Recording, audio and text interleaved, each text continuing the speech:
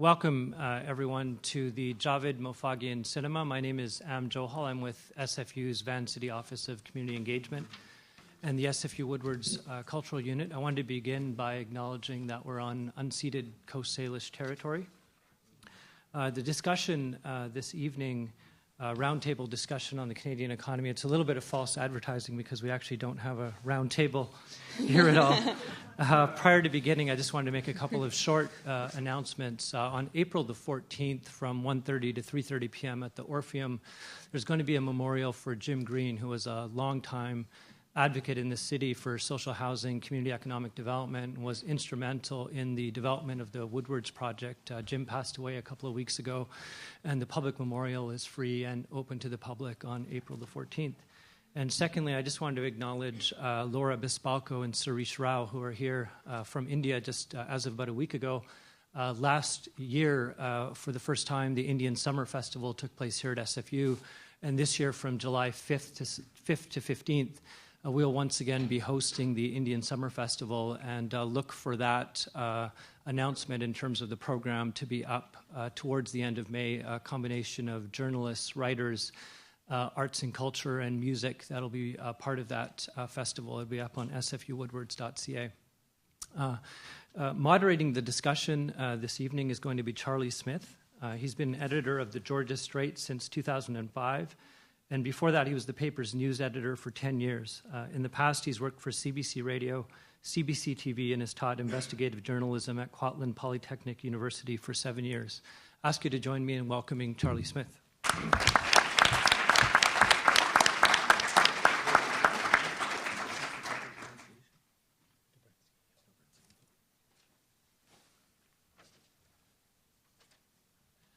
Good evening. As Am said, I'm Charlie Smith from the Georgia Straight. Get that out of the way. And it's a pleasure to be here. And I want to thank Am for arranging this. He's had many wonderful events here. And if you've been here many times, you already know that. If it's your first time, I'd encourage you to pay attention to what's going on here at SFU Woodwards. It's very dynamic, and there's a lot of community engagement going on here. So this is a roundtable on the Canadian economy. But the Canadian economy and the BC economy obviously is interconnected to the world economy, and we read all the problems in Europe. There's news of difficulties possibly with the Chinese economy. There's trouble possibly in the real estate market. Foreclosures are up in BC. So there's lots to talk about tonight. And we have four people on the panel. Doug McArthur, Distinguished Professor in the Graduate School of Public Policy at SFU, and also a regular visitor to Vaughn Palmer's show. If you watch Shaw TV, you can see Doug popping up, sharing his wisdom, and elsewhere in the media. Sandy Garasino is CEO of Intellect's Legal Project Management, and she's also has a law degree. She's a regular on the Bill Good Show, and she's a former candidate for Vancouver City Council. And she was making news in the Vancouver election campaign with some of her comments about the real estate market. So it'll be interesting to hear what she has to say. Chris Dobransky joined Citizens Bank of Canada as president and CEO on January 1st, 2010. So we have a bank CEO here. It's not often you have a bank CEO out in public taking questions, but that's what we have here. He's also senior vice president for risk management and operations for Van City Credit Union. And Iglika Ivanova is an economist and public interest researcher at the BC office of the Canadian Centre for Policy Alternatives. And if you've been following any of Iglika's work, she's done some fascinating research into inequality and what the ramifications are. So I'm looking forward to hearing what she has to say. So with no further ado, we'll start. Each of the panelists will give an opening discussion for as long as they like. Then I'll ask a couple of questions, and then from there we'll take up questions from the audience. So the first speaker will be Doug McArthur. Thank you.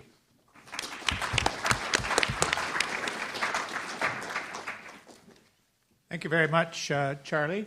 I have a few slides that I'm going to use just to support some of the things I have to say. I have perhaps a bit more on these slides than I'm going to be able to address, so I'll move along fairly quickly at the beginning. I really want to talk about some worries and anxieties I have about the Canadian economy, and these feed through to the British Columbia economy in a kind of parallel way, although there are important differences. There are things that one should worry about. We have many strengths in our economy. We have a wonderful, highly skilled workforce. We have a modern industrial base to our economy. We have plentiful resources, and we have a history of engaging in international trade in an effective way. But there are some real worries as we go forward, and of course the recession has brought to a fore some of these concerns, and some of the changes that have followed the recession bring these to a fore as well. As I say, I'm not going to go into these in any great detail. Let me just mention them before I go to this big picture, some of them. First of all, I am worried about the federal government and provincial government stance on fiscal policy. It seems to me that the budgetary response, the fiscal response to our current economic conditions is the incorrect one. This is widely recognized by economists. Too much restraint, too much reduction in spending could easily put us past the tipping point back into a quasi-recession. I'm worried about that. I'm not going to speak about that tonight. I'm worried about the credit availability for our small and medium-sized businesses. Larger corporations have cash reserves, are able to access capital, but our smaller and medium-sized businesses are having a problem, and our government is not really recognizing this as well as it should. I am worried about matching our workforce to the kind of jobs that are become available. That's a problem, and it needs to be better addressed than it has been, although governments are talking about this. I'm also worried about inequality, and we'll probably hear more about that tonight. Canada's inequality has grown. We're not in an enviable position compared to other countries, and we should be addressing this if we want to have a strong and vibrant and inclusive economy. But what I really want to take the few minutes I have is to talk about something I call the big picture. What I mean by that really is stepping back and looking at one of the fundamental changes that's taking place in the Canadian economy. And it's taking place before our very eyes, and it's much talked about in various ways, but I wanted to bring out some points with respect to that. This is the structural change that's taking place within our economy. And it's a story about, I'm going to use some statistics to do this. It's a story about international trade, about exchange rates, the world thirst for resources, Canada's changing competitive position, and as all part of that, I say a threat to the very foundations of a viable long-term industrial economy in the modern world. Let me use some refer to this, by the way. It's been referred to as the Dutch disease, which I'll touch back on later. I don't want to be unfair to the Netherlands, but this is sometimes referred to that. Let me first of all show you some statistics. One slide here. These are industrial product prices over the last 10 years, an index of industrial product prices. So if the number is 100, that means prices of those products have not changed since year 2000. They've stayed the same. You'll see that many of these, the top one, textile products, just up by 4%. Lumber and wood products down by 11%. Pulp and paper products the same. Go on down to machinery and equipment, up by 5%. Motor vehicles, transport equipment down. Electrical communications products down. And there's three others, I think it's three, that are up. All of these goods are either engaged in international trade or face competition, or both actually. All of them are engaged in international trade. We reach into trade markets, and they're also subject to competition from international trade. The difference here is, the fact that should be noted here, is these ones that stay in and hover around 100 or come below 100 are facing stagnant prices. Prices are actually falling for quite a number of these. This is a almost unheard of situation where prices are falling. And the prices are falling for tradable manufactured goods of all kinds. And this is not just the traditional manufactured goods, but electrical and communications are the modern technological products, as well as in machinery and equipment and so on. Prices are falling across those tradable goods. Let's look at these commodity prices. You'll see here that we've got a lot of index numbers that are up by twice or three times. If they're up to 251.6 as in non-ferrous metals, that's 2.5 times the prices they were in 2002. These are also internationally tradable goods, just like manufactured goods. They're traded in international competition. But these prices, the prices of these, copper materials, 333, metallic ores, 239, non-metallic metals is 166.3. These are very substantial. And compared to those last figures I showed you, these are enormous price increases taking place for these products. And that naturally tells you that there's shifting in terms of profitability, there's shifting in terms of wages that can be paid and other things. they're affecting employment. Here's you can see the picture with employment. Again, starting at 2000 and going up to 2012, resource employment has gone up by almost 30%. Manufacturing employment has dropped by 25%. There's a divergence in employment in resources and manufacturing. And at the same time, I haven't got the numbers on this chart, but services, employment in services is increasing. So you've got services and resources. The services increase is partly related to the resources increase, but we've got this pattern taking place. No, these are for Canada. These are for Canada. I'm sorry, good point. These are Canadian prices, Canadian employment. So I'm going to be speaking primarily about Canada, although BC follows a somewhat similar pattern. This impact the impacts are kind of familiar. The value of the domestic currency rises. Look at here, the Canadian exchange rate going up, as we all know. From 2002, a very substantial increase in the Canadian exchange rate. This is associated with, of course, all interrelated with all of this.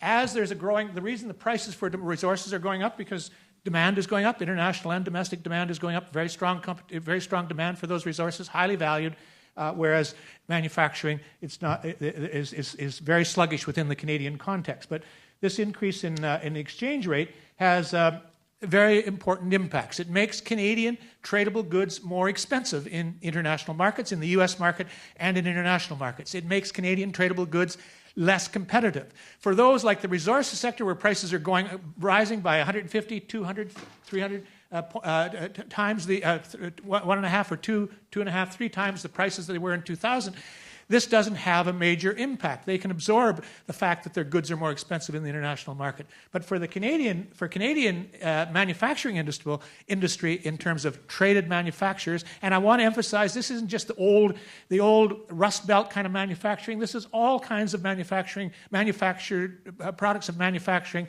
including our new green technologies, our new high technologies, and so on. This shows you, in effect, the costs tradable into the world and into the U.S. market as a result of the change that are taking place in the exchange rate for manufacturers. Their costs, the cost at which they are priced at in terms of the international market, is going up very, very substantial.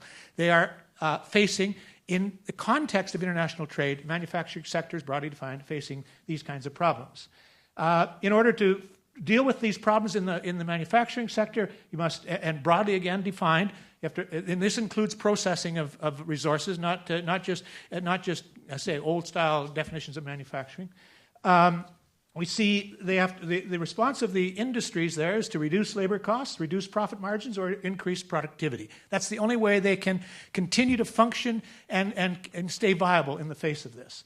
And we see the pressures on wages. Real wages are going down, real wages over the period, and this is counter to our larger goal of a high-wage, high-skilled economy.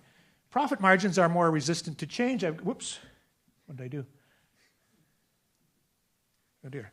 Oh, profit margins are more resistant to change. This just shows you some profit margins. The reds in sectors are dropping as the currency rises.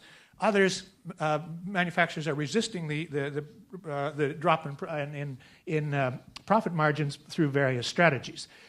Productivity in the face of all of this in our manufacturing sector is dropping. There's become a very much wider gap. We've always had a lower productivity. By the way, this is called labor productivity, but I want to emphasize when we say labor productivity, that's just a way of measuring productivity of inputs. It doesn't mean it's the responsibility of labor. It just tells you that the amount of production per unit of labor employed there's a wide gap between Canada and the United States. And so the problem here is that productivity has been dropping as well. Virtually all analysts agree on what is the problem here. It's not a matter of the quality of our labor force. The reason productivity is not increasing, but is in fact moving against us, is that we do not have the investments taking place in our industries, in our manufacturing industries, that are of the sort that are cost-reducing, highly advanced technologies, new technologies that come with new investment. We've got a very, very sluggish investment situation within our manufacturing sectors. To change that, we need a change in the investment pattern. I talk about Canada lags in this respect. So let me just talk about what all of this means in terms of what then is happening in Canada in the larger picture. We're having, as we can see, a shift towards away from our manufacturing sectors. They are less competitive. They are not being able to, they have not invested in the past in order to stay competitive. Now they're facing these extreme competitive pressures. They're not able to increase prices. They're becoming less competitive in international markets. Resource sectors are booming. They're drawing away labor. Our services, some of the excess profits and rents that go into the resource sector go into the service industries. All of this distorts distorts our sectors and undermines the long-term viability of broadly defined our manufacturing sectors. This is very much a direct result of two things. One, the failure of our manufacturing sectors to make the investments when our dollar was not as high as it is now.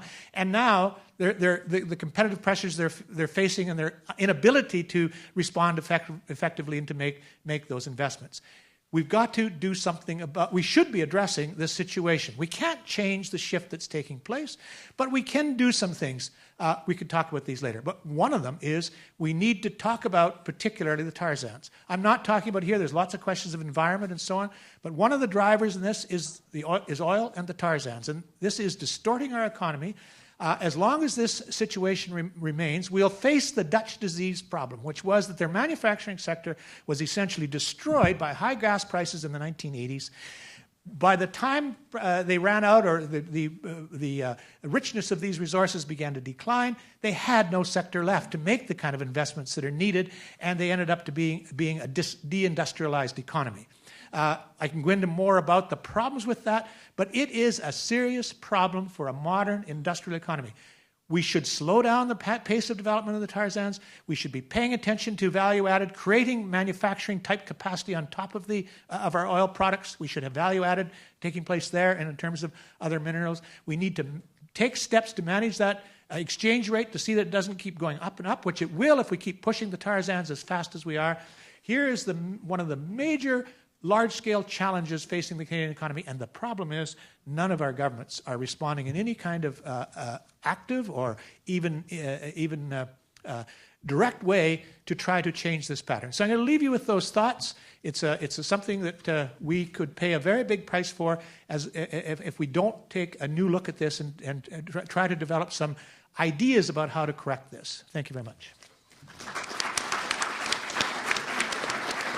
Thank you very much, Doug. That was a very impressive presentation. And in case you didn't know, Doug is a distinguished professor in the Graduate School of Public Policy at SFU.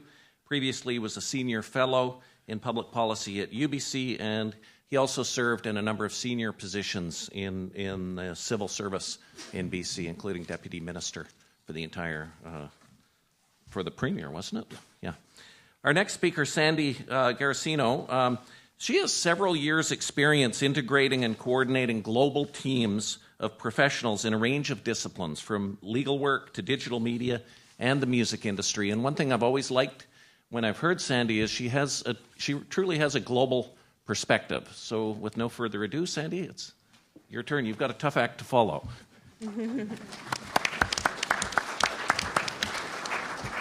Thanks, Charlie. Yes, indeed I do. What is this? Does that work? So just to give you, and that was a really excellent outline of a lot of the problems that the Canadian economy faces, but a lot of these problems are faced actually by the mature economies throughout the world, and especially the United States. I'd just like to step back a little bit and look at the global picture. And you know, it's human nature to see things, see situations as a photograph, and it's only with the passage of time that we see the motion picture. And I don't know how many of you feel like you're in the midst of a revolution, but we're actually in the midst of two concurrent, very powerful revolutions, probably of the nature that humans have not actually experienced before. And just to give you a little bit of a sense of this, if you can imagine compressing the effect of the Gutenberg press and the Industrial Revolution into a period of about 20 years, the joint combination of those two factors, I think that's something of what we're at right now. just to give you a step back, it's the technological revolution, and not only in terms of technology itself, but I'm thinking here especially of the world really changed on December 9th of 1991 with the passage of the Gore Act.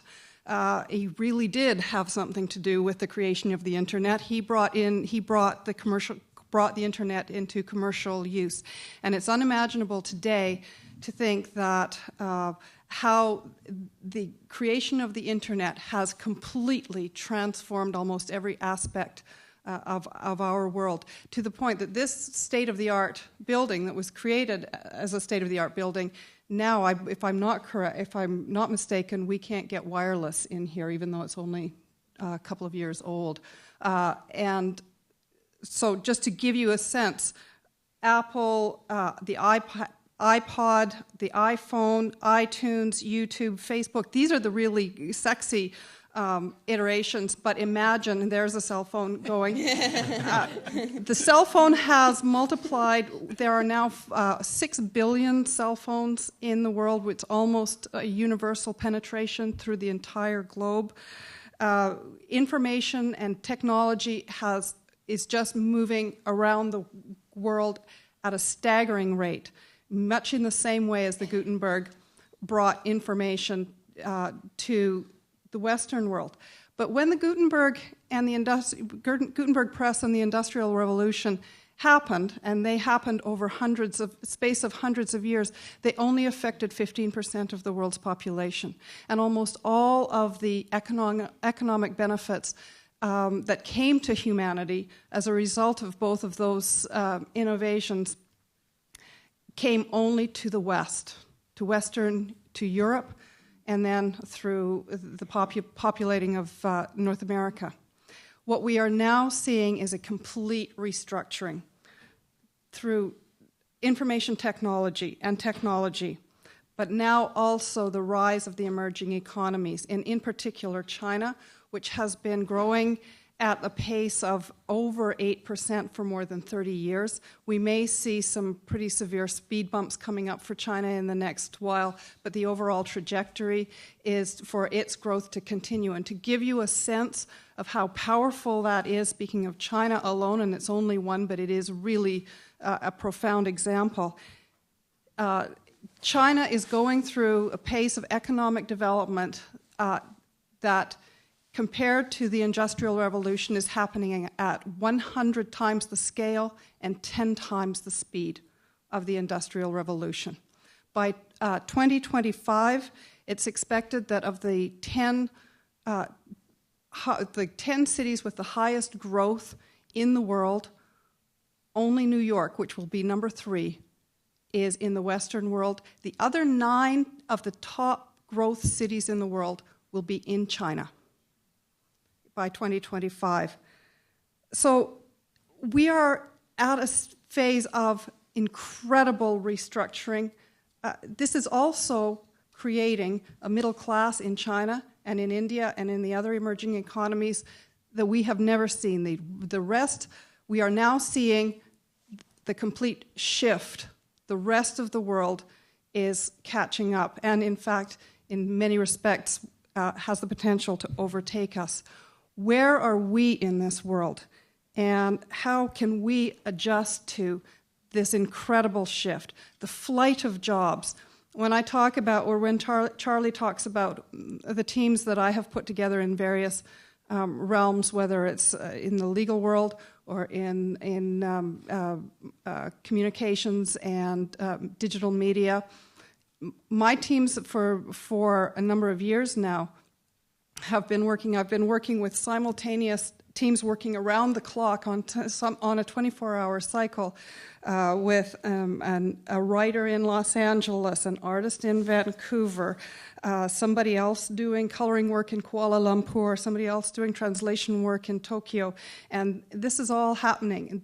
And imagine this at a massive, massive scale. That's the kind of scenario in which we find ourselves. So what is the position of Canada, and what is the position of British Columbia, which geographically, in many ways, is remote from most markets physically, and I think in some ways punching below our weight. We have always assumed that as a resource economy, we have natural wealth.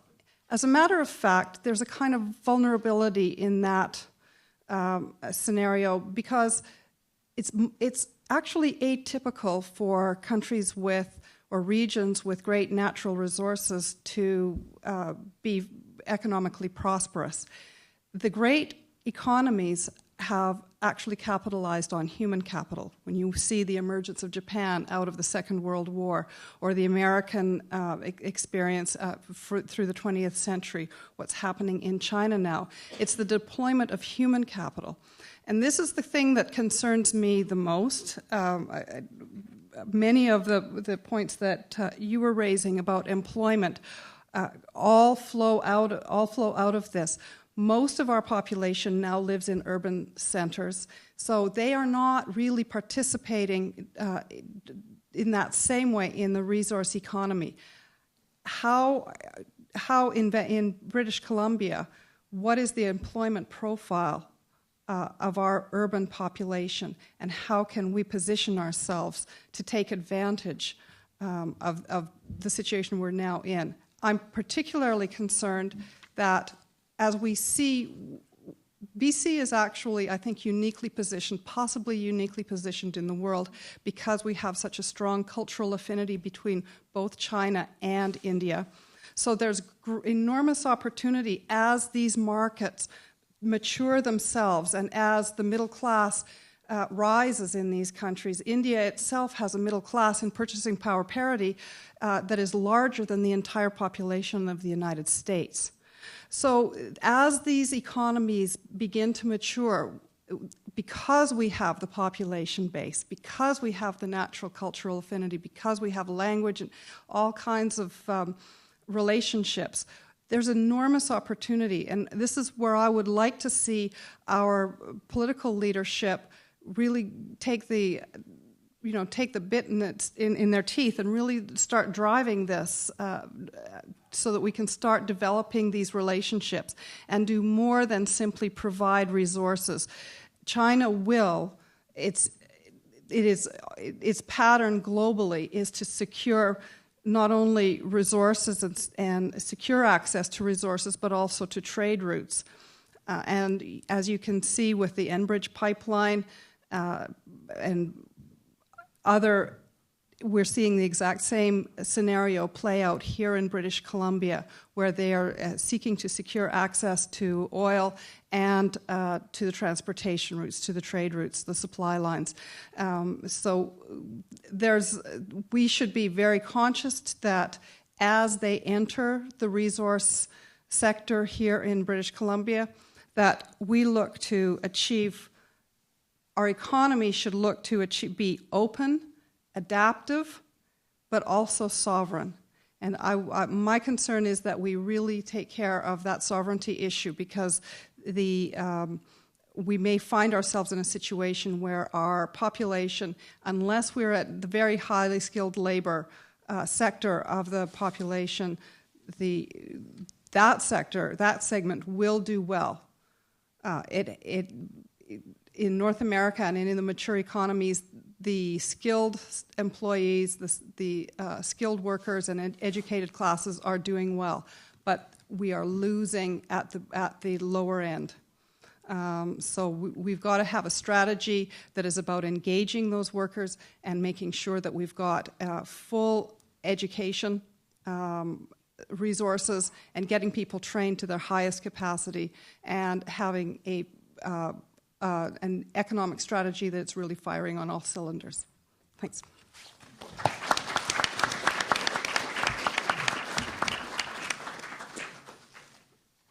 Thanks for that, Sandy. Our next speaker, Chris Dobransky, joined Citizens Bank of Canada as the President and CEO on January 1st, 2010, and he's also the Senior Vice President, Risk Management. Remember that? Risk Management in this economy. Risk Management and Operations for Van City Credit Union.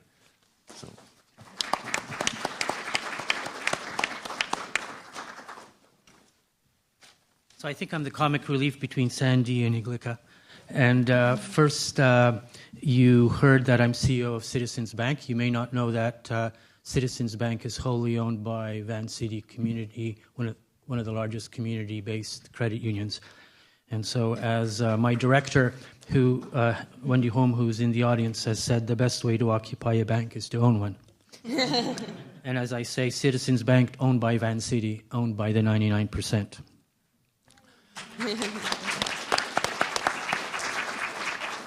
I wanted to tell you some personal reflections as I stand here as a 60-year-old who has seen the banking sector transform itself from traditional banking where local savings was in support of local credit accessibility to financial engineering where we were inventing products as fast as investors demanded them without care to community, without care to sovereign, and certainly without any integrity. And then to give you some specific examples of the kind of accountability that I, as a kind of the low man on the totem pole of the Canadian Bankers Association, am trying to influence in terms of awareness of social impact, accountability for accessibility to credit, and a little bit of what Van City is trying to do in a very complex world where many of the variables feel like they're outside of the control of our community, as opposed to if we take individual action in individual sectors, it does feel as if we can validate that model of sustainability. So first, the credit cycle, and the future is going to be more like what your grandparents knew, or if you're 60 like me, your parents knew, which is a long, long period of very, very slow growth. That's the punchline. Because since the 1970s, we've been growing our economy by creating artificial access to debt much faster than our incomes. And we've had economic policies that have accommodated inflation, that have accommodated rise in equity for those who had the equity, that basically put in an ATM machine in the equity of your home that then went out and let you borrow again to consume again, levered again and again and again. This occurs in the capitalist markets every 50 to 70 years. The last big one was in the 1930s in North America, 1870s. You can go back to the Civil War in the United States, the time the United States was formed from colonies into a country. And if you study religious history, how many of you have heard of the Year of Jubilee? What was that about? That was debt restructuring in the Middle East. How is that familiar? Or the Quran talks about not allowing interest, not allowing speculative activity, and forcing all financial assets to be in community. Why? So you don't get financial speculation that deviates credit acceleration and economic stresses back in. So what we're going through, what we're not talking about, is we're doing it again to ourselves. And that is that every time the market economy collapses, we get tempted not to do the sustainable way out, but to do the easy way out, which is to create inflation, credit that is unsustainable. And at some point, the marginal dollar of earnings, the additional dollar of take-home pay, goes not to consume, but to pay back debt. And I'll give you the story. I can feel it like as if it was yesterday. When I was growing up in Montreal, we never owned our house as immigrants, but we were building a little dacha, a little cottage near Mont-Tremblant. And I remember my mom's paycheck, which was the second income, being put across the counter at the hardware store in Saint-Jovite near Mont-Tremblant. And whatever gyprock, cement, and plywood that bought, my dad put on the boat, and I, as a 10-year-old, cursed carrying it up the hill. And so the consumption at that point in time was on a second paycheck after tax. That was the pace of sustainable economic consumption. Now, my son, who's quite professional in the arts, in the digital arts, how many of you have heard of the band The Zolas? Or Mother, or Hey Ocean, or We Are the City. So my son, Tom Baranski, runs a studio, and he has a band called the Zolas. And yes, you can see the old man looking really stupid and squamish live in a YouTube. I digress. And told you I was comic relief. But he presented a business plan for a sound studio, recording studio, to Van City, and got a 6-figure loan that allowed him to go into Long and McQuaid on Terminal and buy a whole lot of musical gear. Think of how the economy works. My mom's after-tax second income paycheck, access to a 6-figure piece of debt, substantial risk mitigated. Which one will grow more production, more employment? The access to credit. That can only go on until the income from his CD Baby checks gets to a plateau where the interest and principal maxes out. He can't go back again. And where we find ourselves at this point in the world economy, in North America, Europe in particular, is hitting the debt wall. This is not new. This is not new. But our history tells us, as we've been told, that austerity creates revolutions, political unrest, social inequality, unsustainable living, poverty, and it brings systems down. So, what are the news stories on austerity in Europe? Spain categorically giving the Greek or Italian salute to the EU's deficit rules, saying we will not punish our people anymore with unemployment. We will exceed our deficit. Ireland, who had been forced into a compromise to support the Anglo-Irish bondholders, now saying you're taking way too much, bondholders, in Germany, you're taking way too much of our people's taxes. We want to renegotiate, we're going to pay you back, but we want to renegotiate the terms and conditions so that we can have a little more money to support our education. In Ireland, salaries dropped in the public sector 30% overnight in order to accommodate the deficit constraints. So austerity is not the response for the historic situation that we call the 50-year wall of debt acceleration. So where are we headed? We're headed to, as the former governor of the Bank of Canada said on August 31st on a great interview with BNN, we're in for a period of very, very, very long period of very, very, very slow growth, which is unwinding this debt.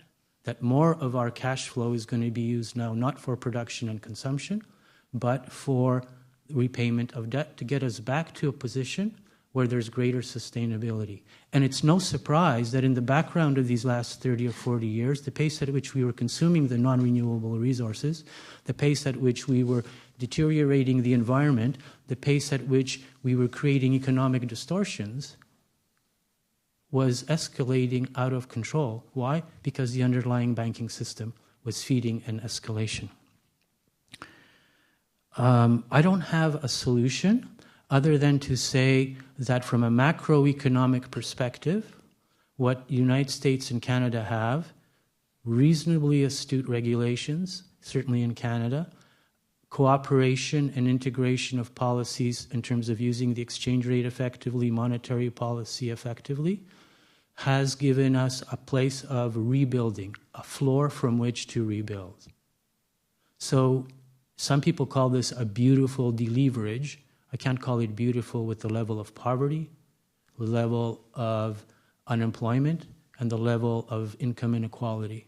But the issue is that North America in particular is doing a lot better in this deleveraging process. And remember that. So you don't rush out and panic, but just understand that the pace at which we were used to prosperity, and I'll probably hear it when next time I see my son, the access to credit versus the after-tax paychecks. And I think we're moving more into a world where credit is going to be constrained, hopefully not through punitive interest rates, but is going to be constrained in order that the pace at which we consume ties to sustainability of the environment, ties to the sustainability of our resources, the community, and also of our incomes. So what does an institution like Citizens Bank or Vancity do about it? Well, we're holding ourselves accountable to financial inclusion. And how have we done? Not as well as I would have hoped, even though we report record support from the community and membership growth and record financial performance, and an awareness, most recently in Vancouver, about an alliance of global impact of banking on values. How many of you have noticed the growth of money marts in your neighborhoods? So we consider that at Vancity as our failure. We consider the fact that somehow we have not been paying attention to the growing part of the population, especially in the last 6 years, whose credit ratings have fallen somehow below our capacity to automatically approve and understand the credit needs. The fastest growing cohort in the United States, 1 in 4 right now, do not have a bankable credit score. So credit unions arose in the 1920s and 30s for only one reason. Local savings were not being used to create local accessibility. So we have that challenge. And we're moving to address that. But we've also taken what I would call a local sustainable community model of building, like Jane Jacobs talked about in her book, Systems of Survival, a local economy. And so in the local organic and natural food sector, we're investing in that, not only for local food security, but for local employment. Not only for local employment, but also for local integration. So if I throw out a few names, Uprising Breads gets those particular products, or Spud gets those particular products. Rocky Mountain Flatbread on Main Street gets those products, and it feeds into the consumption, it feeds into the sustainability of we produce, we have a producer, it's distributed, Vancity provides a loan to that, creates capacity. Those profitabilities of those firms create capacity for Vancity to reinvest more in this particular sector. In the not-for-profit sector, we're very concerned of 2 trends: government withdrawing and interest rates being very low. So think of all of the well-managed not-for-profits that had term deposits that went from 10% interest per year to 1% per year, then that interest was paying for the salaries or for the programs. And so what we're concerned about is how do you create capacity in that sector? So we've created a proof of concept where we will help these agencies pull together and buy their real estate, we call it social purpose real estate, so that in 10, 20 years, they will have a financial asset as opposed to a dependency on a grant or a dependency on a subsidy in order to own. And therefore, they get into asset transformation. And in the area of affordable housing, just down the street, there's a property called 60 West Cordova. How many of you have heard of that development? Basically, what happened was we as a bank foreclosed on a borrower in 2007, and rather than turn around and sell it at a distressed price, we took it with the developer who developed these buildings to City Hall and said, we have a community asset in a community that we think deserves affordable housing. And we talked with the city on how we could create higher density with no parking. So there's no parking. Well, you have the co-op car to go. Well, isn't that a nice alternative, plus the buses that run on Cordova and Pender? And so what we did is created higher density, which allowed the builder to create an affordable price. Then we went to the community agencies here, like Atira Women's Housing Society or the Portland Housing Society, and explained our project. Then we got the community participating in seeing that they could actually afford these 2 bedrooms at price points anywhere between $200,000 and $300,000 downtown. So we didn't need Bob Rennie and big fancy full-page ads and 50% discounts off of prices. That property was sold over the weekend by the community coming in and purchasing it. So you're looking at somebody who was introduced as a banker and a risk manager. The community came and mitigated my construction risk. City Hall came in and mitigated my break-evens. And so did I take a risk? Probably. But did we create a community asset and affordable housing? Yes, we did. So what we're looking at ourselves is our accountability of that old-fashioned rule. We have local savings, and we want to create inclusion in terms of financial transactions for those who only go from paycheck to paycheck. We're not encouraging people to get into debt, but also to create impact in the sectors, be they the local community of social purpose real estate, or the example that I gave of affordable housing, or in the case of my son, digital media. So in conclusion, I would like to say that we feel quite humbled and embarrassed that our industry does not share the trust that we deserve as a deposit-taking institution, as a deposit-taking industry. What we are quite proud of as at Van City and at Citizens Bank is, in our own little way, we have been able to prove out a small concept, a small-scale concept, where via sustainability and transparency and accountability, we think that our members actually do care equally about what's in it for me as what's in it for we as a community. Thank you.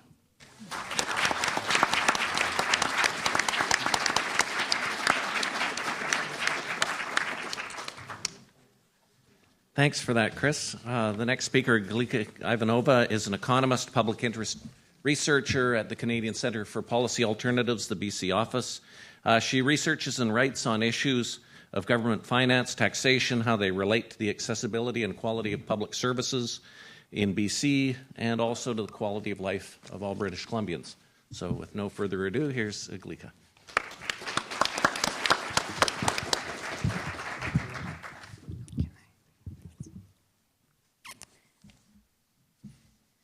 Thank you. Thank you, Charlie, for this introduction. Can everyone hear me? Yes, excellent. So, when I was first invited by Am to do this talk and address some of the main concerns I have about the economy going forward, I was very tempted to have a PowerPoint presentation like Doug and put up a number of slides with graphs and charts about the labor market, about the household debt levels, about all these other numbers that, as an economist, I talk about every day. But as a public interest researcher, which is my other title at the Canadian Centre for Policy Alternatives, what I thought about was that it would be a good idea to take a step back tonight and consider a broader question. We're here to talk about the economy, but I think we don't often enough ask ourselves what the economy is and who is it supposed to serve. And this is something I want to talk to you tonight about.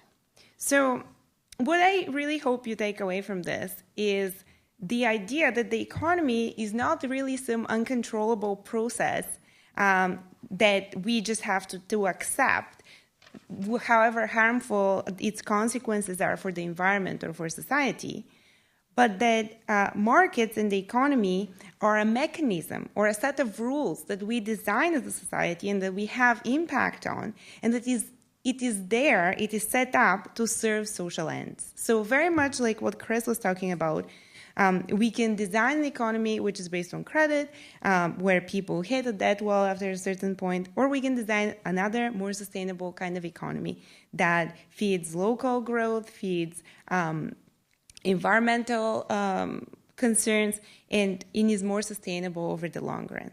So this is something that I want you to keep in mind as we talk about the situation with the Canadian economy and the BC economy. I think Chris made a very convincing argument that we are over-leveraged financially. And we saw it quite clearly with the global financial crisis in 2008, and we're still slowly digging ourselves out of the hole, but we're nowhere near the end of that, especially in Canada, where household debt is at record high levels and approaching the levels it was in the United States before the crash. But I think if we look more deeply at the situation, it will become obvious that we're not just financially over-leveraged. We're also socially and environmentally over-leveraged.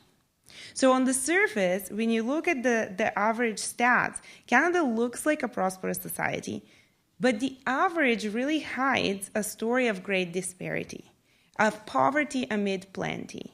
And nowhere it is more apparent than here in the downtown east side, when you have, luxury condos, and across the street you have the poorest postal code of the entire country.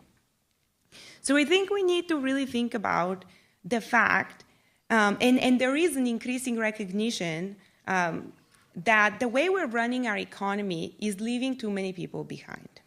And it is endangering the future of our planet.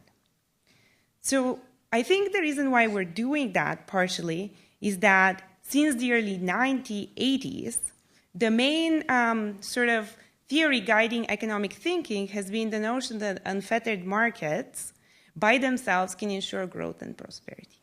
And that we need the government just to step back, remove all barriers in front of free enterprise, and watch as growth and prosperity trickle down to everyone.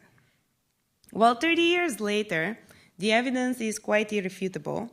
Growing the pie is not good enough. The trickle-down theory has been utterly discredited, and now we need to start thinking about more socially responsible growth, and we need to start thinking about more inclusive forms of growth. And what I'm encouraged by is that it's not just so-called left-leaning outfits like the Canadian Centre for Policy Alternatives that I work at that are talking about this. But very recently, in January of this year, there was a joint statement issued by a number of international organizations, including the International Monetary Fund, including the World Bank and the World Trade Organizations, that warned of the social and economic risks of austerity programs and actually called they didn't quite call for it. They said we should be considering more socially responsible forms of economic growth. So I think that that's very encouraging, and that's something that gives me optimism that we're starting to hear even the International Monetary Fund come up with consideration of inclusion. And I think it is time to start really thinking about, do we really need to measure growth through GDP or through a production-oriented measurement system? And I think the focus on growth is something that has led many governments, including the one currently in power both provincially and federally, here in BC, is basically our governments are using economy or the economic growth as a trump card to reject any proposals for anything that could be environmentally or socially beneficial. They say, oh, that sounds great, except it's going to jeopardize economic growth. And that means we can't do it. And I think we really need to consider the fact that there is no real choice between fostering a prosperous society and providing affordable housing, between having a strong economy and having a reasonably protected environment. And we are kidding ourselves if we think that we can just pick between the environment and the economic growth. In the long run, you have either both or none. And so the way we're going is something that concerns me a lot, because I really think that in the name of short-term profits, we are being, we're setting ourselves up for long-term, potentially permanent environmental degradation. And that's something that concerns me as a representative of, future generations, if you like to speak, with the our growing definition of youth that, continues creeping up and up. I still call myself youth, even though I turned 30 last year. But I think basically what I'd like to see more of is looking at not at the economy as our top priority and having roundtables not to discuss how to improve the economy, but about how to sustain human and natural communities. This is what I think we really should be focusing on. And there's a lot more to well-being than income. And we know a lot about well-being, that we know enough that we can really start putting this into policy even. We know that what matters to people beyond the basic level of income and consumption is living in vibrant communities, is trust in your neighbors and communities, is being healthy, is having the time to enjoy that community and ability to participate in the political process. And what people need is to feel secure about the future. So in order to see that put into public policy, I think what we need to do is basically we need cultural change, sort of like a revolution. But we need to shed this old mentality that social programs or climate change strategy are in opposition of the economy, that they're a drain on our expenditures. And we need to start talking and thinking about them as investments. And I think we really need to think about social infrastructure the same way that we think about physical infrastructure and capital investments. And I'm really puzzled by how hard it is for us as a society and for economists as a profession to wrap their head around valuing investment in people and be able to put it in numbers. Because we seem to be willing to make all sorts of capital investments and take all sorts of long-term risks that way and accept that they will pay off over a long period of time. So we invest in bridges, we invest in highways, we do these kind of calculations, but we somehow cannot agree that investing in education and healthcare and social supports does the same thing. It pays off over a long period of time. It addresses the root cause of problems that, if you leave unaddressed, are only going to get worse. What I see happen instead is our government treating social and environmental problems on a one-off crisis basis. So it's sort of like if your roof is leaking in your house, you mop the floor. So it makes it look like, there's no problem. There's no water there. So that's what the government's doing for poverty. That's what the government's doing for income inequality at this point in time, or for environmental degradation. They're mopping the floor. They're providing crisis-based services when the crisis emerges so that, we can make it look like we're doing something. But in fact, this is doing nothing to address the real causes of the problem.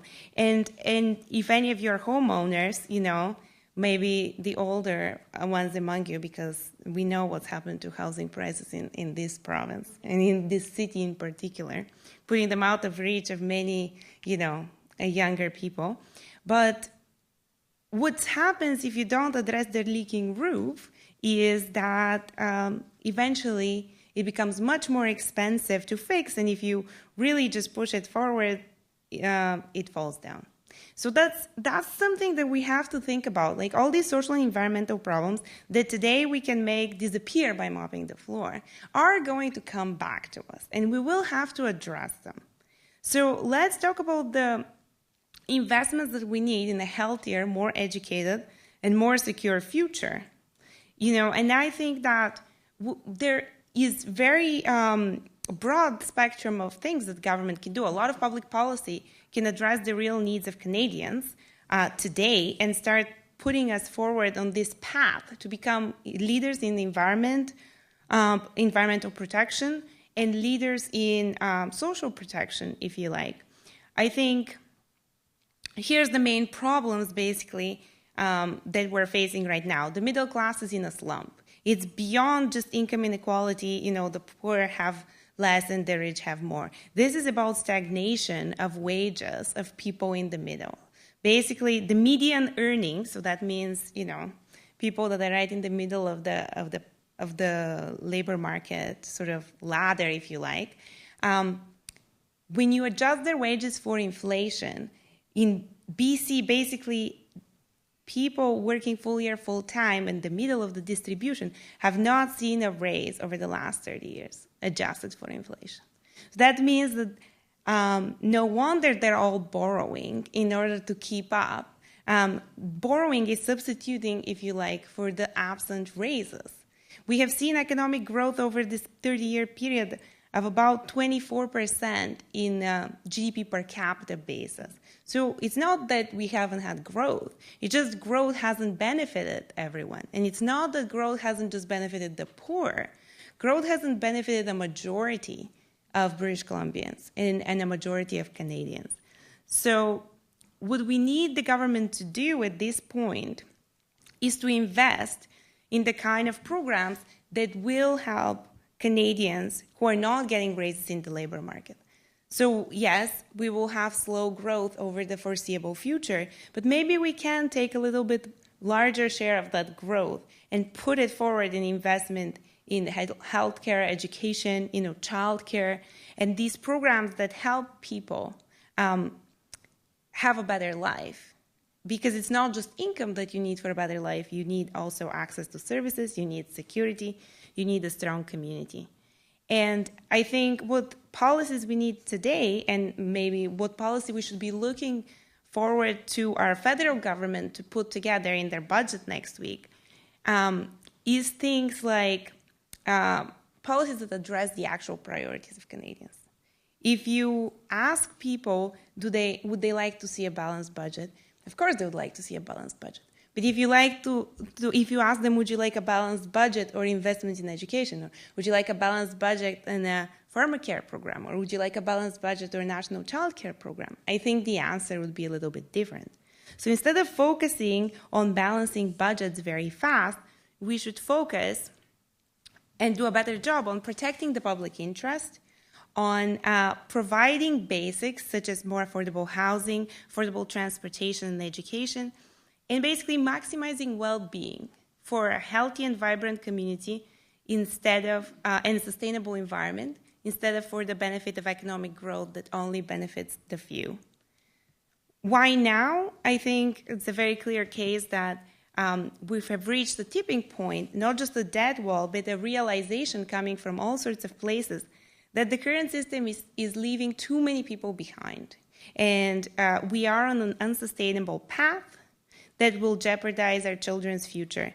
And I think it's a great time to act and to put together a program that helps British Columbians. And as was pointed out by the previous speakers, North America is actually in a very enviable position considering to Europe, compared to Europe, because our fiscal situation is relatively much better. Our debt levels are the lowest in the G7 and lowest by far. Like if you look at debt to GDP ratio, we have 5 times less debt relative to GDP compared to Greece. So we're quite far away from tipping point, and we can afford to take a couple of more years before we reach balanced budget and invest in healthy and vibrant communities that will help all Canadians and all British Columbians. Thank you. Thanks, Iglika. Okay, now what we're going to do is have a discussion for a little while, and then we'll take questions from the audience. But I'll start things off by asking each of the panelists. We could have a change of government in just over a year in British Columbia, and those who want to applaud are welcome to. So I'd like to know what each of you, if you had one piece of advice, or you could wave a magic wand and be a finance minister or an education minister or a post-secondary education minister or a health minister for a day, what's the one thing that you would do or advise the government to do, and why for the economy? Start with Iglika. Oh, sorry. I'm not a very good moderator. Maybe we'll start with Doug, and then we'll find the microphone underneath. Wow. The one thing that I would do for the economy, well, I think that the one basic thing we have to do is get away from this fix that we have got from living off artificial booms in BC, based on things like natural gas, based on artificially stimulated construction industries, and based on low interest rates and easy credit. So what I guess I would say is that we have to turn our attention, and it's partly related, the government needs to turn its attention, it's partly related to what I talked about, to slowing down its dependence on these mini boom creating factors, and turn to redeveloping our industrial sector on a more diversified but more of an industrial base that emphasizes support for industries that have a long-term future and that are value-added industries. So I would put value-added industries at the top of my list. And I mean value-added in a very, very broad, fairly broad sense. I had in my notes, which I didn't talk about, virtuous investments. We need to turn to virtuous investments. This means green energy. We're killing the green energy sector with this very story, with this Dutch disease that we're creating. We can wish for and hope for a green energy sector. We can wish for and hope for green processes in our manufacturing sector. We can hope that this would become not only the basis of our BC economy functioning, but the way we would develop export industries. We can't go anywhere unless government steps in and starts doing something to actually support investment in these sectors. I could go into how we would do investment, but that's essentially the case. Our research and development are virtuous investments. We have to address that sort of thing. Slowing down our pace of exports of raw resources. Now, so is this one single thing? Okay. Let me try to keep it under. Let me keep it focused though on virtuous value-added investment and build policies around that idea. Okay, Sandy?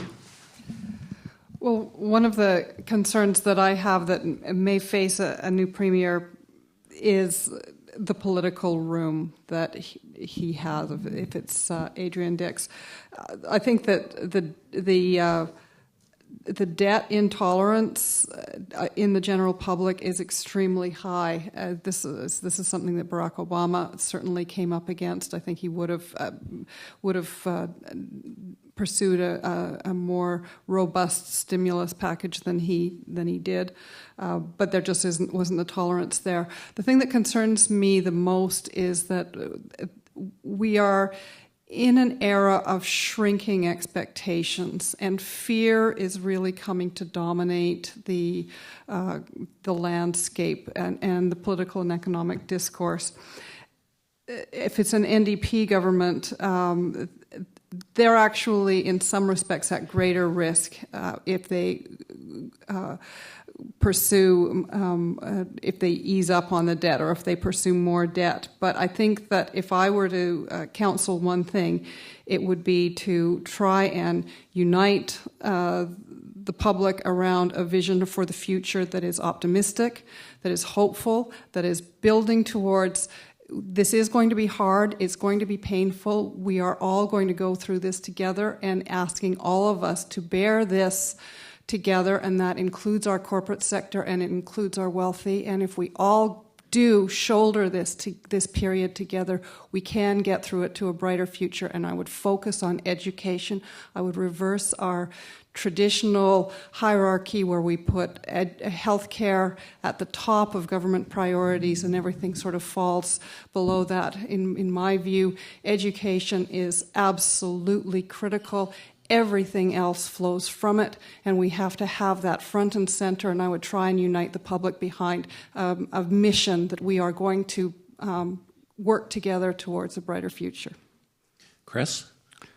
So I'm going to be quite careful because my boss is Tamara Vrooman, the former Deputy Minister of Finance, and I would say that the work that Vancity is doing around wellness and wealth in the sense of WELLTH, and creating the kind of awareness that we recently were introduced to last week at the Centre when the Global Alliance for Banking on Values had a debate.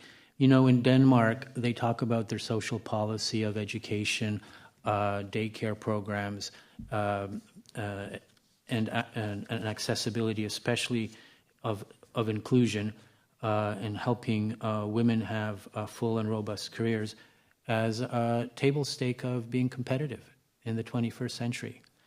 And Tamara's passion is early childhood development. So where do we, in our current environment of fear, create the room to embrace a vision that was very much that allowed me to thrive and prosper, that we have walked away from? And I would also put on the table and it's controversial, because, you know, in the United States, there's a lot of bright people who are saying raise taxes 3% and find productivity and expenses of 3%. That's quite doable. And that doesn't sound courageous, just 3% one way and 3% in the other. If you want to be courageous, increase the rents on the natural resources and on the construction industry. The wealth is here. The economic vision of community isn't there. So how do we generate the dialogue out and away from the fear complex into what you and I do daily? Look after our folks, look after our kids, and try and build a stronger community. Thank you. Iglika? Yeah, I'll take this one. This one's dangerous. Well, my one piece of advice would be to take the long-term view, because there are a large number of policy changes that we could introduce today, that would make life better for majority of Canadians.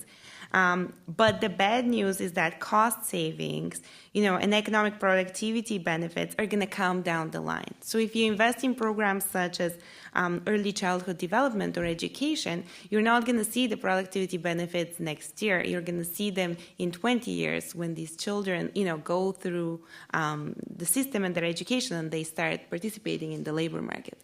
So what you need a government to do is to actually accept that it is okay to make an investment that's not going to pay off in a couple of years. And it's very difficult in a situation where, we have an election every 4 years and they have to have something to show that they did and accomplished in 4 years. It's difficult to take the long-term view, but I think it is bold and courageous. And in the long run, this is what's necessary. And we do it all the time by investing in our own families, in our own children, in education. So we can do it as a society. And I don't think we should necessarily restrict ourselves to what is politically feasible, because what is politically feasible at this moment, sadly, is insufficient to meet the challenges we're facing. And people are definitely sort of have this phobia of debt. But if you think objectively, we have the lowest interest rates today than we've had for a number of years, if not decades. We have a slack in the labor market. So if we don't address our problems today, when are we going to address them? When interest rates are high, when it's expensive to borrow, when it's expensive to hire people because we have a labor market shortage?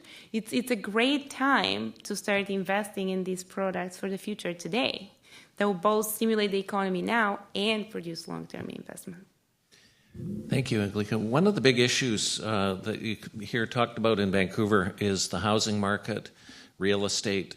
We see the finance minister, the Office of the Superintendent of Financial Institutions, and also the Canadian Bankers Association seeming to be concerned about the mortgage debt in the country. So we see, reduction on the amortization period of mortgages, raising down payments. I'm wondering what the panel thinks of this concern of the federal government and what the effects might be in Vancouver. So I'll start with you, Sandy.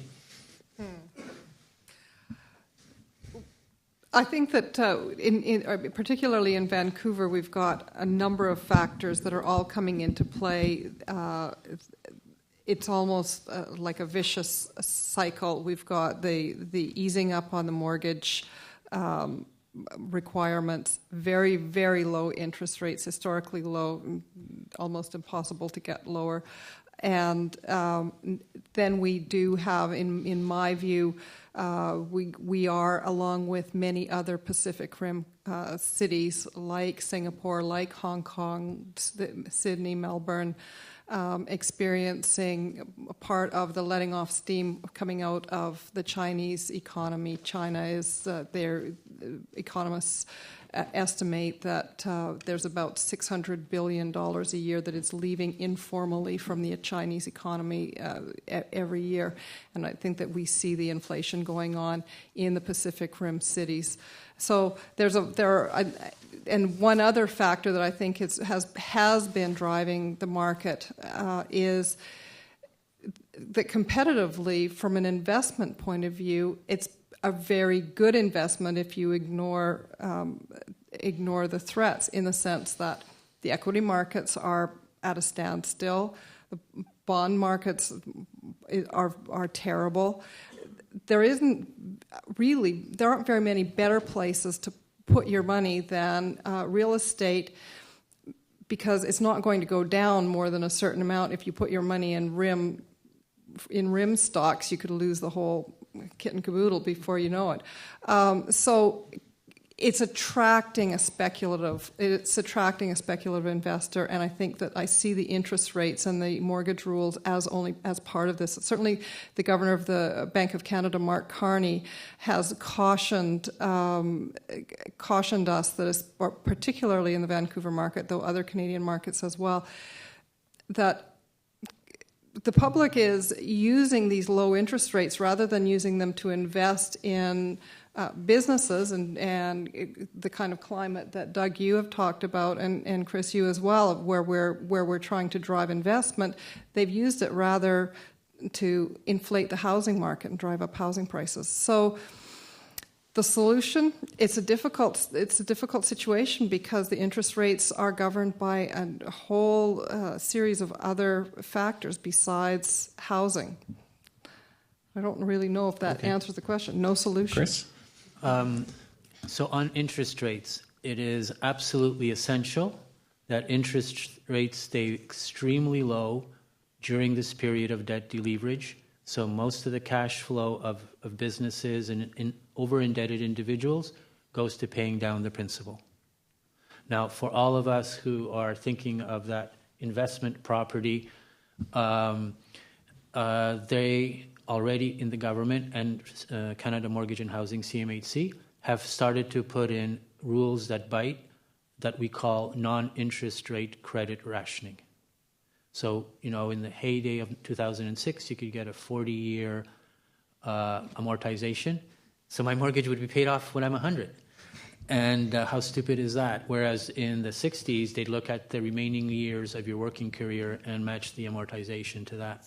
So all that, the old-fashioned line of thinking around amortization, around loan-to-value, about discounting the rental income on a suite to support house prices is definitely the trend that's going to take place in our conventional lending industry. In order, why? So that we can keep interest rates low as long as possible to help people repay the principal. You would be surprised to know that in the Squamish, Whistler area, Sunshine Coast area, Vancouver Island area, prices are lower by 30% from their peak. In Surrey, condominium prices are down 20%. So, I'm reading a book, Peter the Great and all these, Ottoman empires and surrounded by, the Swedes and everything else. Guess what? All around Vancouver, housing prices are falling. And where they're rising is in a corridor that is absolutely of appeal because of schools or lifestyle to foreign investors. We can't control that, but you don't have to buy there, you don't have to live there. And I think that's the bubble part. I would emphasize we have not broken into affordable housing. And the small example that we had just down the street here on Cordova wasn't Van City doing something alone. It took cooperation from the partnerships that we found of community interest that took out all the real estate commissions. It took space in terms of a developer that was looking to cover costs and not make a speculative profit. And it took some courage from the city to say, in this case, this building won't have parking and therefore it could have higher density. And so I'm more curious how we use non-interest rate elements that are available to us simply as community to create capacity that's affordable, as opposed to going to the highest bidder, and the Cranby corridor is going to the highest bidder. Iglika? I think that the concern about household debt levels and housing prices is well-founded.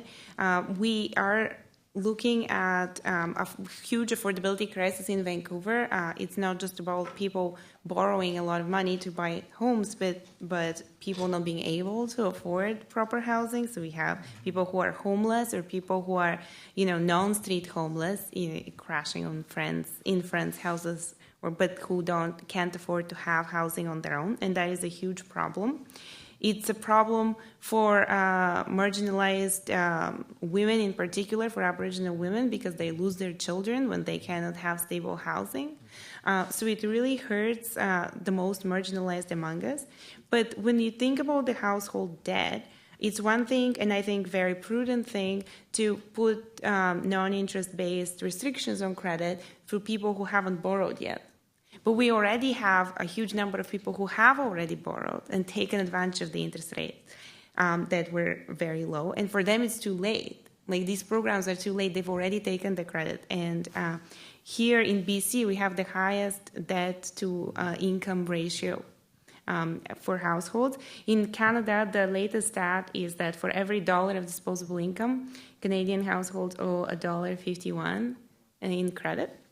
In BC, it's higher. It's about $1.60 for every dollar of income. But what this means is it's not necessarily a problem today, and today we don't see a lot of bankruptcies, when you look at those stats. But when it will become a problem is when the interest rates rise. And it may not be in 6 months, and it may not even be next year, but they will eventually rise. And these mortgages are over 20, 30 years already. So it is problematic. We need to be concerned about how many people will not be able to afford paying their mortgages once the interest rates increase. And I think the estimate I read most recently from TD Bank was that a 1 percentage point increase in the interest rate, or a reasonable increase in the interest rate that they thought was coming in the foreseeable future, would result in 10% of households having problems paying their rent. And that doesn't mean necessarily that they would declare bankruptcy, but that they would be struggling paying their debt. And that means that they would not be spending on discretionary, spending. So the consumer demand will shrink for the economy, and that is a problem for small businesses. There's a problem for all the domestic sector of the economy, which is 2/3 of our economy. Even in BC, we talk a lot about exports, but 2/3 of our economy is domestic. So when people aren't buying because they're trying to pay off their loans, that is going to drag us even further back in the slower economy. So, for these people, it's too late to put restrictions on borrowing, and what I think we need to be really concerned about is incomes and what's happening to their incomes and what's happening to the job market. And that the fact that the jobs we're seeing now are being created in low-paying sector, part-time jobs, temporary jobs, casual jobs. We need to have jobs that pay enough so that these people can pay their mortgages. Okay, we're going to take questions from the audience in a minute after Doug speaks, and the question was dealing with the federal government's move to, contain credit in the housing market by reducing, the amortization period. Let me try to be very quick and direct about this. Let's be honest.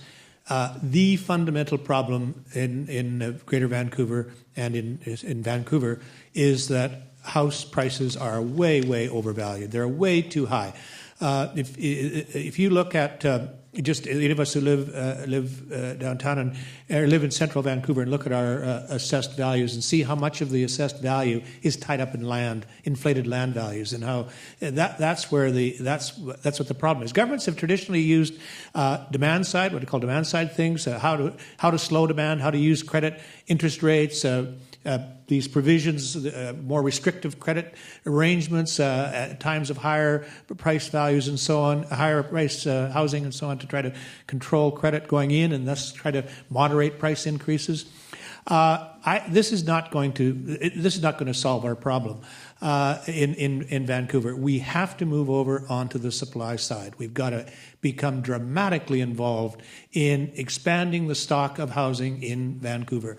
This is going to mean dramatic measures with respect to incentives that will lead to large-scale investment in rental housing. We've got to provide opportunities for major densification around these kinds of opportunities. We've got to drive these house prices down. And by the way, for those of us who own houses, we're going to suffer through something. If government ever did this, we would have to suffer through this and take some losses. low interest rates would help cushion that. So maybe low interest rates will be just as well if we ever saw a government courageous enough to do this. A provincial government simply cannot do this, cannot bring about the change in the tax system. Municipal governments can't do it alone, but they can do a lot in densification. But until we come up with something that really goes after the supply, I'm talking about massive new housing construction on the supply side that changes this equation. Vancouver house prices are going to continue to be in this highly overpriced condition. Thanks, Doug. Now we're going to go to questions from the audience, and we will start down here on the left. Oh, the microphone. I thought you were asking the question. You can go up to the microphone if you have a question you'd like to ask any of the panelists. So we'll start with Patrick Tam. Hi. Simple question. First of all, I'm a sort of a Keynesian type. So I don't understand all this thinking by all the various levels of governments. When you're in an economic bind, the first reaction is to cut to reduce the quote-unquote deficit. So, I mean, from what I've learned in university is that, if you cut jobs, people go on to unemployment, they don't pay taxes, they take money out from unemployment insurance, they don't spend money, so on and so forth. So, can you guys, smart guys, tell me what the heck's happening? Politics. Okay. Anyone else want to take Patrick's question? I mean, it's partly we're caught in this, and it's been talked about in this panel, deleveraging. Governments, along with everybody else, are now supposed to be reducing debt. This is debt. We've oversubscribed to debt.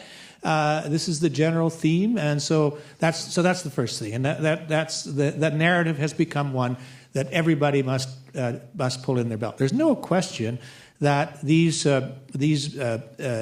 austerity measures, these cuts and reductions in spending, are going to have a negative impact on the economy, and we're still not out of the recovery. So it's, as I mentioned this just in passing, it's counterintuitive. But we're also caught up into a deeply conflicted society and population on this question. I'm one of those who believes that in general, government should not be incurring significant debt, because you know what happens, and we've seen it happen before. As soon as you have high debt in governments, interest rates go back up, and it crowds out all of it takes priority over everything. It pushes out our spending on social programs. It undermines the whole social infrastructure that government is there to provide. So government does need to manage responsibly, and debt is not something that is, on the long term, sustainable. But yes, I agree. During times like this, we should be accepting the fact that we're going to have to accept some increases in debt. But we've got to be prepared to address that problem when things improve. Okay, next question. I'm not an economist, so bear with me. And Doug, you actually just started speaking to the question that I had. It seems there's so often this simultaneous critique of or criticism of austerity, of debt, and then of inflation, and that people are just rail against all three of those things at the same time. And it seems like something that wasn't talked about too much, that at the core of all of this is the central bank system that so in the case of the recent boom and bust, created all this extra credit, which led to malinvestment and over-leveraging.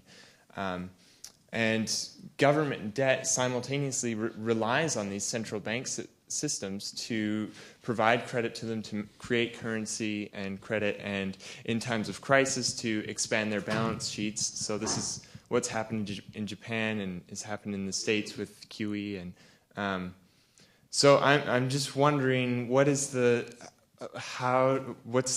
perspective from some of you up front on central banking and their role, particularly in encouraging malinvestment and speculative bubbles? So in history, as I said before, and the Jubilee tradition in the Old Testament was about forgiveness of debt. And so the way to get out of this problem real quick, is for all the banks who owned all the debt in Greece, is to forgive it like we forgave in the Jubilee program in the UK loans to countries in Africa. And that's kind of what history teaches us. And what we're saying is the people who've got the wealth are saying, screw you, we're going to get it out of your blood and out of your son's blood and your daughters and your granddaughters. And so a deflationary deleverage creates, in history, unsustainable social stresses that lead to unsustainable economic and political conditions that have led to revolts. Excessive inflationary ones, like in the Weimar Republic before World War II, create the opposite, where money is worthless. So there's a very narrow ledge, and what I see happening responsibly in North America is we got through this liquidity crisis, stabilized the financial system enough to now have room for the debate. And I think what's absent, especially in the United States, is room for a debate on what is that level of Keynesian support, because the government has to lean into it, and people in Ireland and the government are smart. They're leaning into fighting too severe an austerity. People in Spain are fighting to lean into the arbitrary austerity that the EU has set up. So you're absolutely right in observing that central banks print money, and in this stage, where you have a flexible exchange rate as well, you can actually create, if you're an economist, a beautiful deleverage. Okay, next question. My name's Gil Yaron. I just want to bring it back to the issue of housing again, if I may, for a minute. The question or the point that was made about focusing on the supply side, I'm just wondering, earlier on we talked about, well, I agree with the need for increased housing in Vancouver and in many parts of Canada. The point that was made earlier is that at least in Vancouver, a large portion, or what's driving the market here is foreign investment or foreign purchasing of property. So if we're just going to build housing that, not talking about rental housing, but non-rental housing, how is that going to necessarily, in this particular market, how is that going to address the problem? Is there anyone you want to direct the question to? Well, I guess the points were raised by Doug McArthur. Doug, yeah. So maybe. Yeah, I mean, two or three things. It is lore that it's foreign purchases that are a strong factor in the demand side. So if you're not prepared to deal with the supply side, you go scrambling around looking for ways to affect demand. And so another way, rationing credit, putting more controls in, which I don't want to oppose more controlled credit, but now why don't we turn on the outside capital that's coming in? Do we know anything about how that's affecting the housing market? Do we know what sectors of the housing market that's affecting? My own sense is it's not nearly as large as is often alleged, first of all, in terms of the housing prices. Mostly it's on the upper end of the market, where we really need to focus on, and this is, again, you can do this with supply-side measures, you can focus on particular segments of the market. We need to focus on middle-class family housing. That's what's needed. So anyway, there are other problems, by the way, of trying to talk about measures that would deter foreign investment in housing. But I don't think there's any magic bullet in that. We also have a microphone on the right. And Sandy, you wanted to address this question as well? Yeah. This is one of the things, one of the aspects of this problem that's so intractable is that we don't have data. Everybody's got their guesses about how much foreign capital is entering the market, but we really don't have accurate data, and we should be starting to track that so at least we can solve that problem. One of the things that, because we have such a highly speculative market, the existence of that capital in the market, I think, operates in an exaggerated way and in a distortive way, in the sense that it affects consumer confidence in the market. So it may even be a small or even an illusory amount of capital, but it's really driving the perception that this bubble is just going to keep on getting bigger, and all you have to do is suggest that we put restrictions on foreign capital, and everybody starts screaming, that will collapse our housing market. And that, I think, is an indication of how much the perception even of that capital is affecting the market and just creating this atmosphere of confidence. In terms of the supply, Doug, that you're talking about, I think one of the challenges that the city has is that almost all the building that is going on, the big projects, are not actually the housing that the city needs. We are building and encouraging developers to build good speculative units. One bedrooms or smaller hotel size accommodation, and what the market really needs is family accommodation that's at an affordable rate. And just, something that you don't have to have your house on a piece of land. You could have a condo or you could have an apartment, but you want to be able to have a 3-bedroom place that you can swing a cat in. And I think that's what the public policy should be driving and pushing, that this building, whatever it is, that we start building for families and for the people who need it, and not for the speculators. Question up here on the right.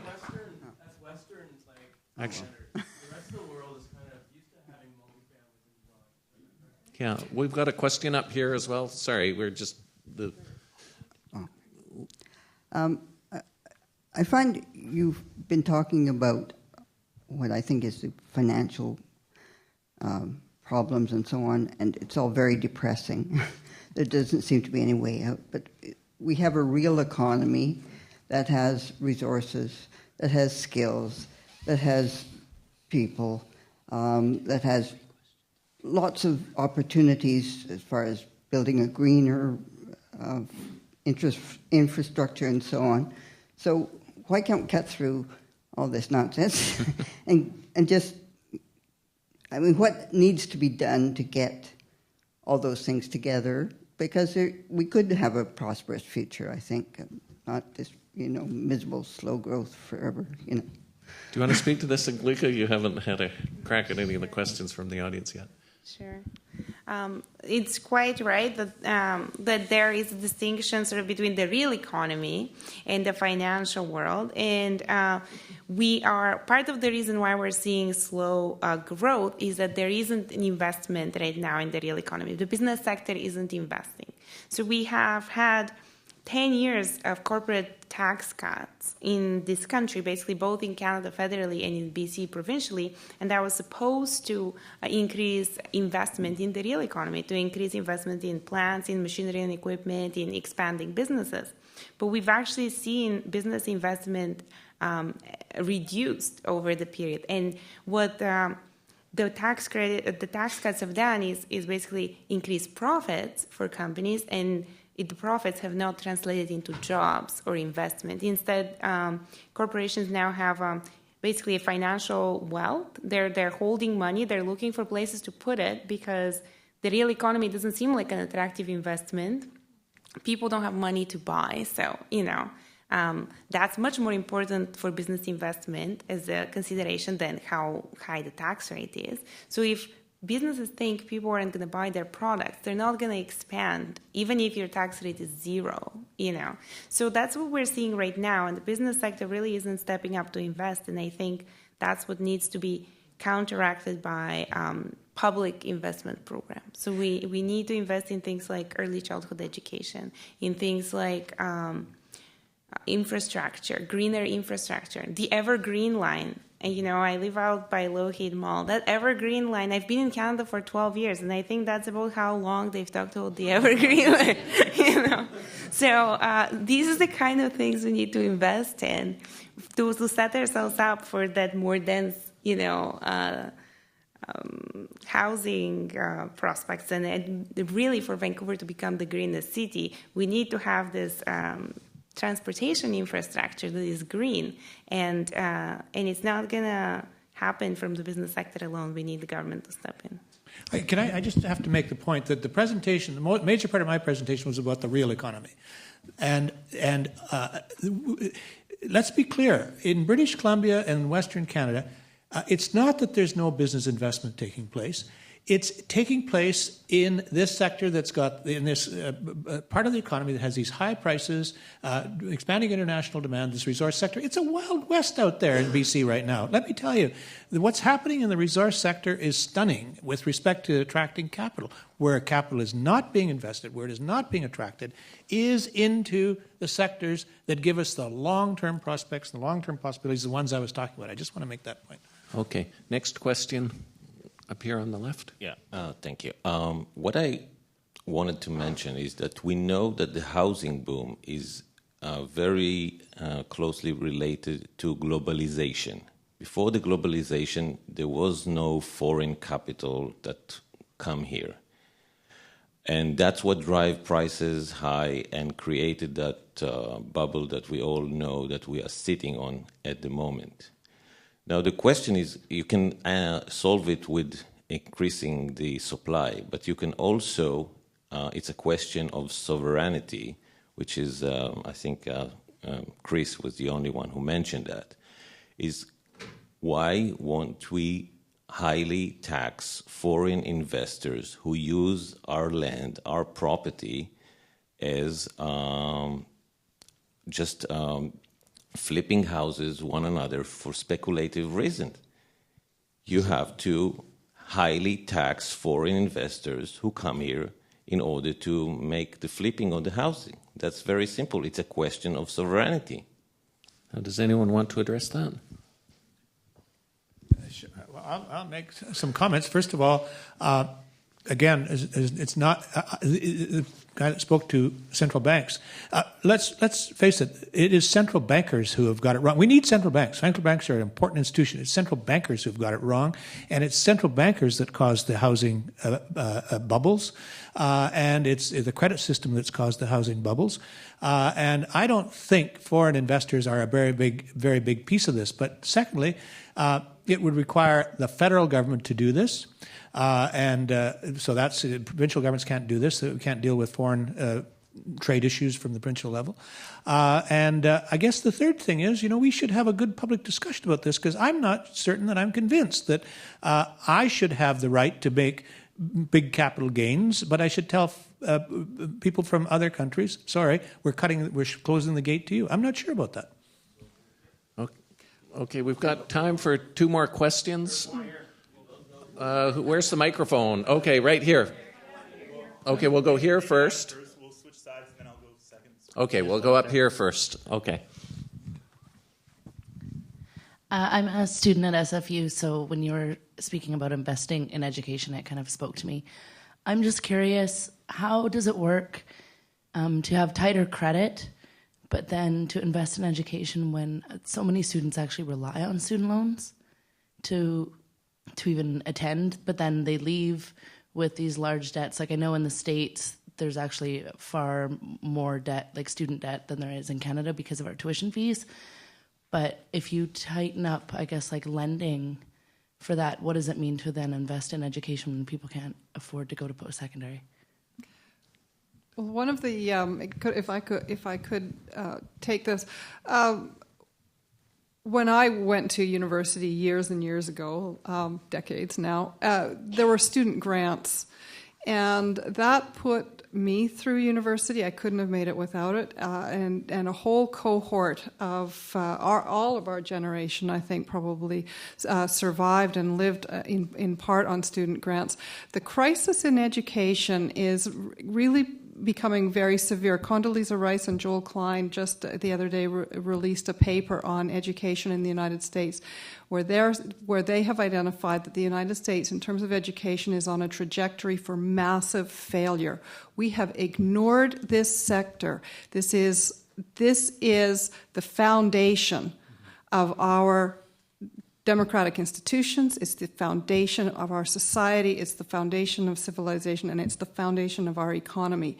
We have got to get people like you. We've got to get students to be encouraged to go to school, and we've got to support them. And it isn't just a matter of student loans. Student loans need to be part of this, but we need to loosen the purse strings there and get our young people educated. But we also have to get young people educated in a better matched way. Right now, we're graduating thousands more teachers, for example, every year than we can possibly ever absorb into the system.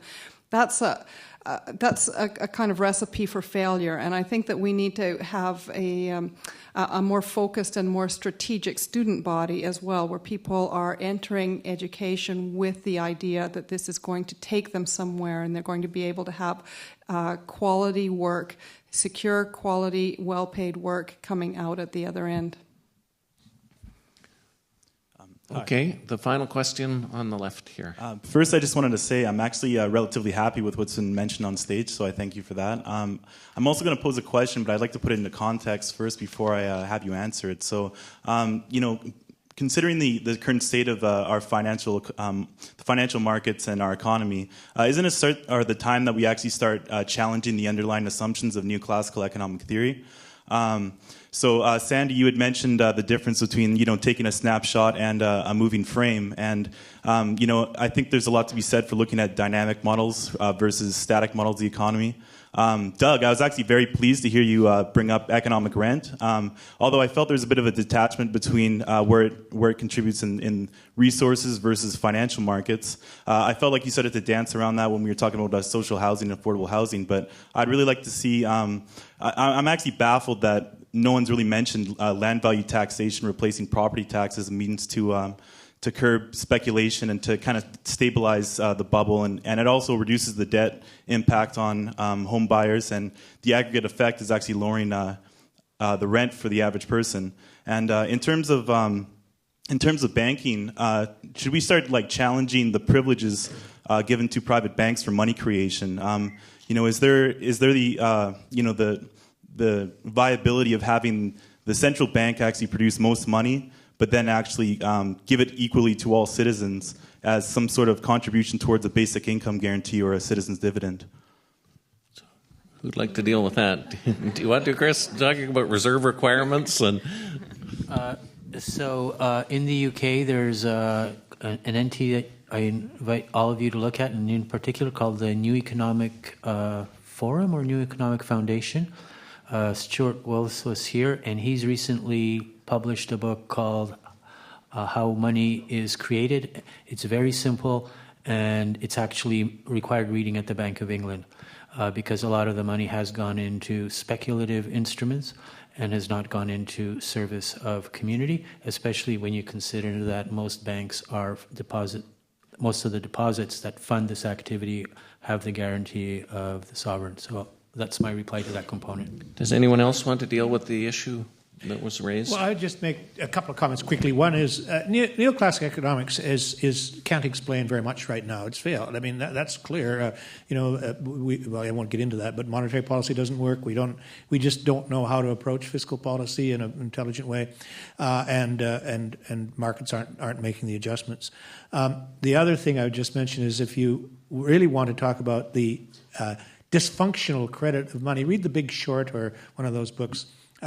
I mean, it's unbelievable, not the traditional banking system, but what went on in the credit system, and it's still going on. But. Sure. Do we, one more question? Okay, we'll just bring the microphone up. It'll be short. You know what this gentleman is talking about, and the first guy was trying to talk about with the private central banking. The lady with the student loans, she probably has no idea that when she was given a loan, the bank didn't give them money out of their pile. They created new money on the spot digitally as debt in the form of that loan. And now she has to pay that back with her real money. When you told the story about repossessing the building and then having it turned into a community asset, again, Van City or whichever bank never gave real money at the time of the mortgage. They just digitally entered that amount into the purchaser's account. And when the purchaser couldn't maintain the payments, the bank repossesses this asset that they never owned and never had to pay for, and then they create the wealth. The proper solution is to cancel and delete the federal debt and start seizing the assets of these banks who have benefited off of the fractional reserve lending system because it's completely fraudulent and it's a global Ponzi scheme system that has to be deleted. Everything else we're talking about is there a question? This is the cause, yeah. When are we going to get off of our knees and stand up to the banks and end this madness? Now, what a great question to end on. Does anyone want to field it? Okay, there is a closing statement about ending the madness. I want to thank the panel, and what a great panel it was. Doug McArthur, Iglika Ivanova, Chris Dobransky, and Sandy Garasimo. I also want to thank Am Johal and SFU Woodwards. It's a great venue, and we're having great discussions here. Thank you. Thanks.